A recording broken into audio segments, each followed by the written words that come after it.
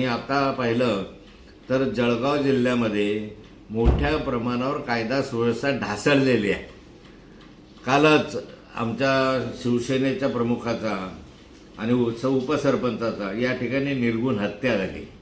सरपंचाच्या या राज्यामध्ये हत्या व्हायला लागल्यावर सरपंच सुरक्षित नाही आहे, लोकप्रतिनिधी सुरक्षित नाही. जळगाव जिल्ह्यामध्ये अशी स्थिती आहे.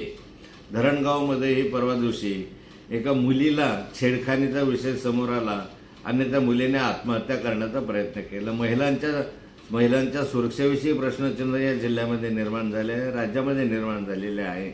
माझ्याकडे जी घटना घडली आमच्या संदर्भामध्ये अद्याप पावे तो पोलिसांना 3 आठवडे झाले, पोलिसांना गुन्हेगार सापडत नाही आहे.